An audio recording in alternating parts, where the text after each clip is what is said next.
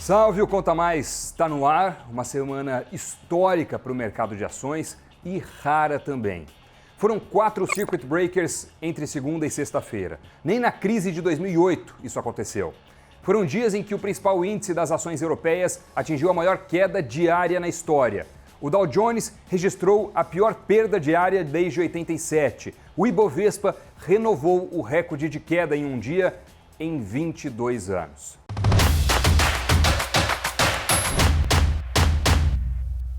E eu quero conversar sério com você e fazer algumas pontuações indispensáveis quando o assunto é investimentos, principalmente numa conjuntura assim. Vamos entender algumas coisas. A memória mais recente de uma conjuntura global desse jeito é de 2008, mas isso não significa que a situação atual tenha paralelo direto com aquela. Em 2008, a crise nasceu no mercado subprime. Atingiu os ativos, os investimentos, as instituições financeiras primeiro, como epicentro, e daí se espalhou para outros setores. Aqui, 2020 é o contrário. A crise é de saúde, uma pandemia, um vírus que se espalha em velocidade muito acentuada, atinge um número imenso de países, tem um crescimento exponencial e, embora tenha uma taxa média de mortalidade muito menor que a de outros surtos, como SARS, Ebola ou coisa do tipo, tem uma taxa significativa entre a população mais idosa, o grupo de risco. A resposta dos países tem sido feroz. De injeção de $1,5 trilhão pelo Fed, o Banco Central Americano, ao cancelamento de voos da Europa para os Estados Unidos e até uma espécie de toque de recolher na Itália. Muitos eventos foram cancelados. Eventos da NBA, da Libertadores, da maior feira de games do mundo, do lançamento de eletrônicos. Essa é a principal diferença, entre tantas outras, de 2008 e 2020. Em outras palavras, essa situação atual surgiu fora do mercado financeiro e os ativos responderam a esse imenso temor, tanto pelas consequências diretas da doença, da população afetada, do coronavírus, quanto do impacto decorrente da resposta das autoridades, como fechar ou limitar o fluxo nas fronteiras. O mercado financeiro não é o epicentro da tensão dessa vez, é a consequência do que está acontecendo ao redor. Essa movimentação, que não é corriqueira, não é regular, não é frequente, nessa intensidade, fez muita gente perder dinheiro. Quem tinha uma alocação pesada em bolsa, tendo comprado nos últimos meses, nos últimos anos até, sentiu um forte impacto. Mas também fez muita gente comemorar, porque comprar ações às vezes é uma arte e poucas vezes os papéis ficam mas tão baratos de uma hora para outra. Há até quem chama esse momento de Black Friday das ações. E várias pessoas que ainda tinham caixa saíram às compras. Não existe nenhuma garantia do que vai acontecer daqui para frente. Pode ser que as ações caiam muito mais? Pode. Pode ser que elas voltem a subir rapidamente? Pode. Ninguém tem a resposta. E quem falar que tem, mente. O que a gente pode fazer é relembrar alguns princípios importantes na hora de investir e analisar também paralelos históricos para tentar aprender com o passado. Para isso eu quero pontuar 7 dicas que eu considero indispensáveis para agir com inteligência nesse momento e sempre que você for investir. Primeira dica, respeite seu perfil de investidor. Caso contrário, vai cair que nem um pato em uma dica alheia que ouviu por aí e perder dinheiro, porque não respeitou os investimentos adequados ao seu perfil.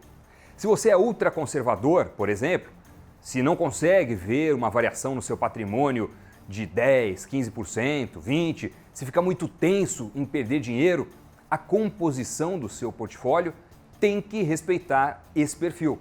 E não existe perfil melhor ou perfil pior. Existe o perfil adequado a cada pessoa. Saiba qual é o seu e haja de acordo com ele. Segunda dica, diversifique entre classes de ativos. A menos que você já seja um investidor experiente, tenha total domínio dos instrumentos financeiros nos quais está aplicando, a sua carteira deve estar diversificada, conter várias classes de ativos. Um pouco de renda fixa, um pouco de renda variável, um pouco de fundos imobiliários. A composição dessa carteira vai depender do seu perfil. Se for um perfil mais arrojado, se topar correr riscos maiores, pensando em retornos mais robustos no longo prazo, a fatia de renda variável pode ser bem maior do que a fatia de renda variável em um perfil conservador, onde a composição deve privilegiar os investimentos em tesouro, CDB, fundos de baixo risco e por aí vai. Terceira dica: não ponha sua reserva na bolsa. Não mexa no seu colchão de liquidez. Sua reserva de emergência precisa estar em uma aplicação líquida, de rápido acesso e segura, como um título do Tesouro Selic, por exemplo. Corra risco com a parte excedente, não com o seu colchão. E qual deve ser o tamanho dessa reserva de emergência? Pelo menos o equivalente a 6 meses do seu gasto de vida mensal. Quarta dica: se for comprar bolsa, pulverize. Não concentre toda a sua aplicação em uma única ação e nem em um único setor. Você pode fazer isso através de fundos, onde o gestor assume essa função, esse papel. Pode fazer isso através de ETFs, que seguem índices específicos e por isso já são por natureza diversificados. Pode fazer isso também montando a sua própria carteira de ações. Para isso é bom ter pelo menos 6 empresas e até umas 12 no portfólio. Quinta dica: não compre de uma só vez. Não dá para acertar o momento ideal, certinho, o melhor momento de entrar na bolsa. O que importa é a tendência, ou mais do que isso, a perspectiva futura. Muitos papéis estão baratos quando você compara, por exemplo, com os resultados financeiros dessas mesmas empresas. Mas se você não é um especialista no mercado, não compre de uma única vez. Reparta a sua aplicação. Divida, pelo menos em alguns dias. Você vai ter um preço médio interessante e não vai correr o risco de entrar no pior momento. Dica número 6. Respeite os fundamentos. Se você comprou uma empresa porque acredita que ela é sólida, que atua em um segmento próspero, que é bem gerida, que é promissora, por que a sua convicção mudaria em questão de dias ou de semanas? Seja coerente com você mesmo. Se os fundamentos não mudaram, aguente os solavancos, porque no longo prazo a espera tende a compensar. E por fim, não seja atropelado pela manada. Bolsa em queda é oportunidade de compra, não de venda. Quem vende na baixa é desespero. Quem compra é oportunidade. Se você se assusta e vende porque a bolsa caiu, é porque não respeitou os mandamentos anteriores, principalmente aquele do seu perfil. Se você comprou ações porque acreditou que valia a pena com os preços mais baixos, o que acontece, sua conclusão deveria ser de que vale muito mais a pena. Em outras palavras, se o seu perfil não é para a bolsa, não entre nela. Se o seu perfil é para a bolsa, aproveite as quedas para comprar e não para vender. A menos que você decida vender para realocar os seus ativos, para rebalancear. Nesse caso, venda as ações que resistiram mais a essa queda e troque por aquelas que se tornaram mais atrativas frente à enorme sangria deste momento. A queda pode assustar, mas não é a primeira na bolsa. Um estudo de 4 economistas da FGV captou em 50 anos do Ibovespa as vezes em que o índice desabou brutalmente e os momentos que se seguiram. Desde 1994, foram 4 grandes quedas. Olha só, de março de 94 a março de 95, uma queda de 76%, duração de 12 meses. De março de 2000 a outubro de 2002, 32 meses de duração, 67% de queda. Maio de 2008 a novembro de 2009, 19 meses, 62% de queda. E de março de 2012 a janeiro de 2016, 46 meses, 58% de queda.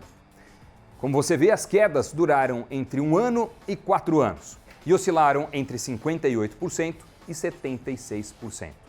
Foram 109 meses de queda desde 94, contra 175 meses de alta.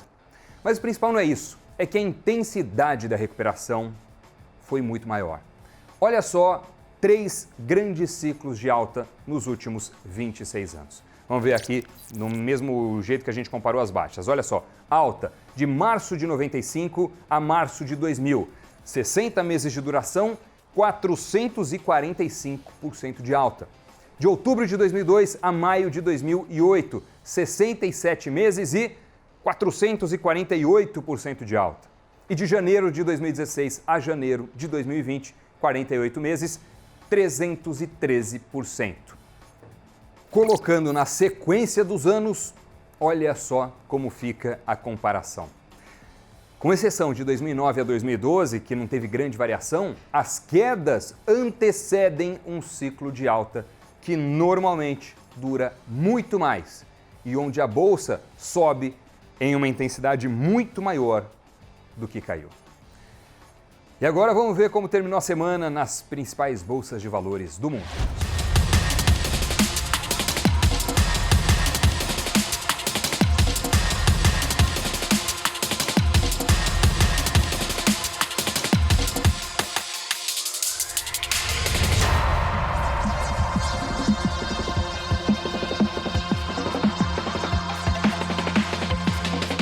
Semana intensa no mundo inteiro. E vamos direto para a redação saber qual é o destaque dessa semana no recorte da Thaís Laporta.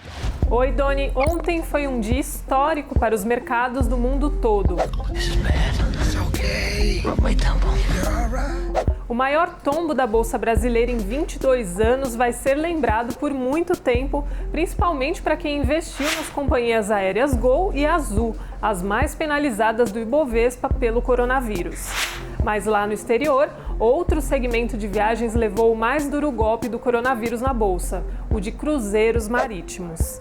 E não é para menos, já que as principais empresas do segmento cancelaram viagens para os próximos meses, mudaram itinerários e tentam lidar agora com uma onda de cancelamentos.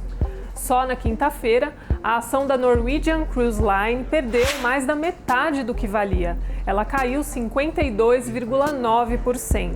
Foi o pior desempenho do índice S&P 500, que reúne as 500 empresas mais importantes de Wall Street. A Royal Caribbean Cruise teve a segunda pior performance, com queda de 41,4%. Antes da epidemia, a ação havia mais que dobrado na última década. Já a Carnival, dona da Princess Cruises, que é a maior operadora de cruzeiros do mundo, recuou 31,2%. 2 navios da Princess, um no Japão e outro na Califórnia, tiveram as viagens suspensas e milhares de passageiros ficaram em quarentena. Ninguém arrisca dizer se o segmento de cruzeiros vai conseguir se recuperar, mas uma coisa é certa: essa indústria de 150 bilhões de dólares nunca passou por uma crise tão feia. Por hoje é só, valeu e até a próxima!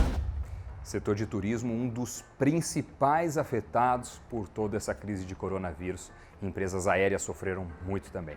E para você que, por enquanto, aplica só em renda fixa e quer começar a investir também em um fundo multimercado, mas não sabe como fazer isso, chegou a hora de colocar a mão na massa. O Lucas Lira está na área não só para responder a essa pergunta, mas também mostrar como fazer.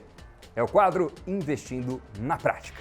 Oi, pessoal! Tudo bom com vocês? Bom, nesse episódio do nosso querido Investindo na Prática, estamos aqui para responder a dúvida da Margot Santos. Ela deixou a seguinte pergunta no nosso YouTube: não encontro fundos multimercado na plataforma para iniciantes. Devo comprar pelo home broker? Fica tranquila, Margot. Eu vou te mostrar na prática como encontrar esse tipo de fundo na nossa plataforma. Bom, primeiro, os fundos multimercado são os que dão mais liberdade para o gestor alocar os recursos da forma que ele bem entender, tá? Não existem limites, como por exemplo no fundo de ações, em que o gestor é obrigado a investir pelo menos 67% dos recursos do fundo em ações. Como existe essa liberdade aí, os fundos multimercado podem ser muito bem conservadores ou agressivos. Então, por isso, é muito importante sempre ler o prospecto do fundo. Assim, você vai saber como o gestor está pretendendo alocar os recursos. Apesar desses fundos também poderem ter ali alguns ativos dentro da renda variável, os fundos multimercado não são negociados em bolsa, tá, Margot? Por isso mesmo que eles não são encontrados nem na plataforma para iniciantes, nem nos home brokers. Deixa que eu te mostro onde eles ficam aqui no site da Isinvest. Depois de fazer o seu login na plataforma Isinvest, Margot, você vem aqui em fundos de investimento, tá bom? Depois de clicar neles, você vai ver a lista com todos os fundos de investimento disponíveis na Isinvest. A forma mais fácil de encontrar só os multimercados é vindo aqui pelos filtros, encontra aqui, ó, bem fácil, multimercados. Aplicou o filtro, estão todos os fundos multimercados, no caso aqui são 63 resultados, disponíveis na plataforma Isinvest. Fácil, né? Clicou aqui, decidiu quanto você quer colocar em cada um deles, colocou também a sua assinatura eletrônica e pronto, Margot. Muito fácil, né? E aí, ficou qualquer dúvida? Deixa aqui pra gente nos comentários. Esse quadro aqui só funciona com a ajuda de vocês, tá bom? É isso, galera. Até a próxima. Valeu, Lucas. Dica dada. Conta mais chegando ao fim, semana muito atípica e que a gente vai ler no futuro nos sites de história. Muito obrigado pela companhia. Segunda-feira tem mais. Tchau.